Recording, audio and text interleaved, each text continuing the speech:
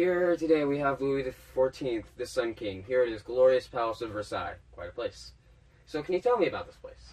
Well, you see, I felt very threatened in Paris, so I decided to move out to Versailles, where I thought that it would be a lot safer, and I also had more nobles, because I thought that it would be better, and I'd have more control over the people if I had control over the nobles, so I forced them to stay here 6 months out of the year. So can you tell me about some of these people that you have living here? Well, I have my amazing financial minister, Colbert. He helps everything. He fixes all the finances and he taxes all the people. And I also have Mazarin. He's my go-to advisor. He's a cardinal and he's a very amazing Catholic person.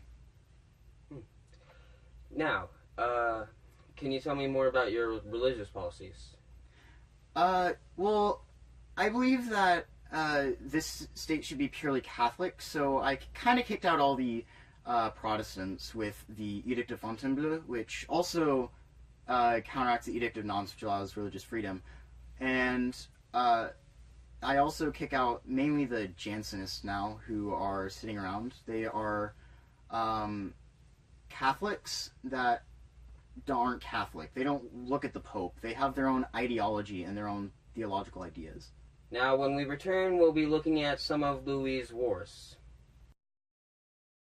Welcome back to our interview with Louis XIV, the Sun King. Now, you've had quite a few wars during your reign. Can you tell us about them? Well, usually my wars are grouped together and called the Louis Wars, but there were actually a lot of them.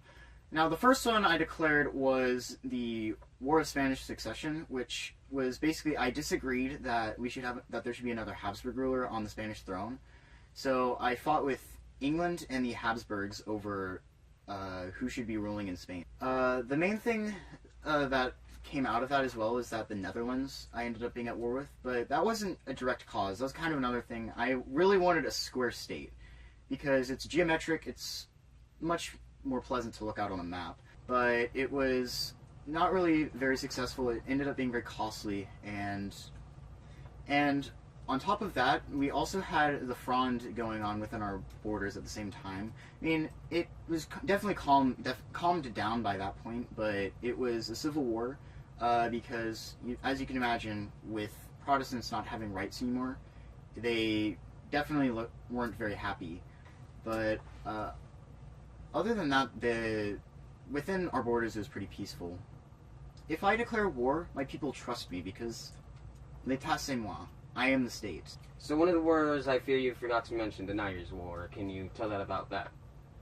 Well, that was more of a coalition against me by the Habsburgs and the Austrians.